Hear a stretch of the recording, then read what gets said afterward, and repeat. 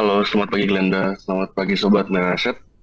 Kita ada update next emiten Surya Citra Media dengan ticker SCMA. Next. Ya, paten bersih SCMA tumbuh 7,4% year on year jadi 5,4 triliun.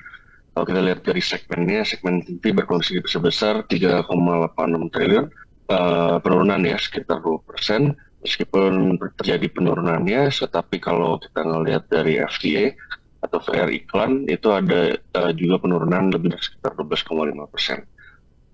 Pendapatan media digital melonjak sekitar 38,3%, menjadi 1,27 triliun, didorong oleh pertumbuhannya v.com. Ini pertumbuhannya 53,3%, berkat peningkatan jumlah pelanggan dan ARPU yang lebih sehat. Kerugian video juga sebetulnya mulai berkurang ya, berkurang sekitar 29,3%. Video memperkuat posisinya sebagai platform di nomor satu di Indonesia, unggul dalam berbagai metrik utama dan juga seperti dari olahraga. Laba SCMA pada 9 bulan terakhir ini meningkat jadi 1,92 triliun, meningkat 17,8% year on year-nya. Dengan ini kita lihat marginnya juga naik ke 37,3% dari 34% pada 9 bulan terakhir di 2023. EBITDA SCMA ini melonjak juga 57% menjadi 719 miliar.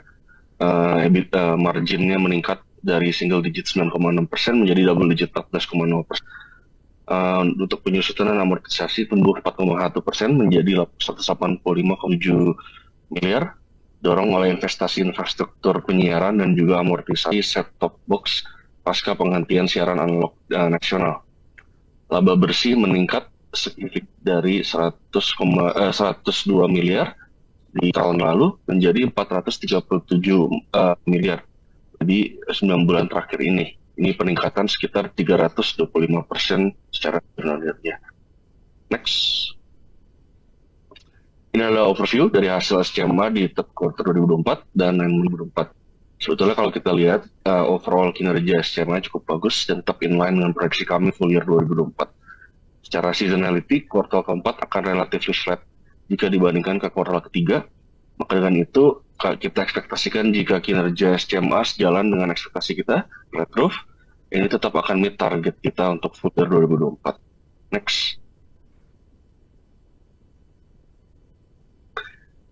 Untuk pangsa pasar SCMA, pada 9 bulan terakhir ini turun menjadi 0,5 poin, menjadi 4,1%.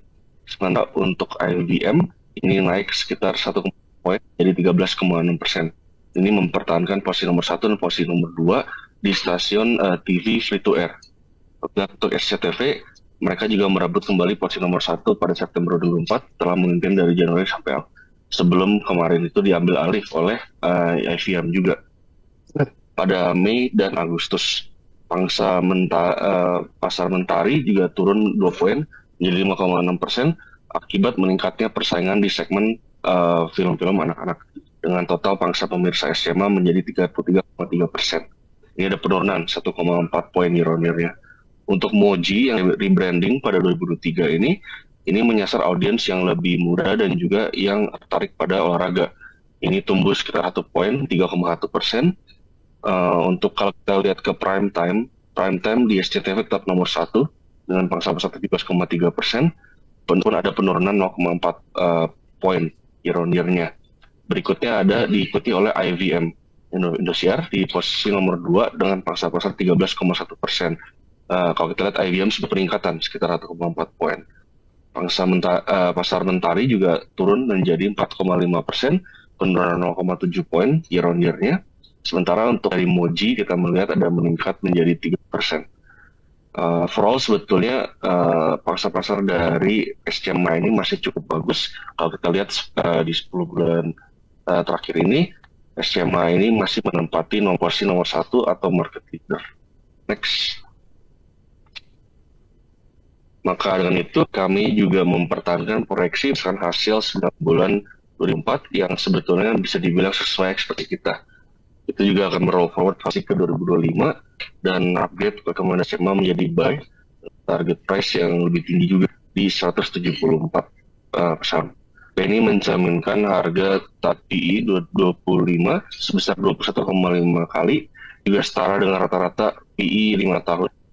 Kami melihat bahwa potensi IPO platform OTT SCMA ini, yaitu Dio.com, akan menjadi katalis tambah untuk meningkatkan harga saham SCMA ke depan. Mengingat juga bahwa market SCMA ini sebetulnya masih jauh lebih rendah dibandingkan nilai potensi video. Sekian presentasi saya, kembali lagi ke Glenda.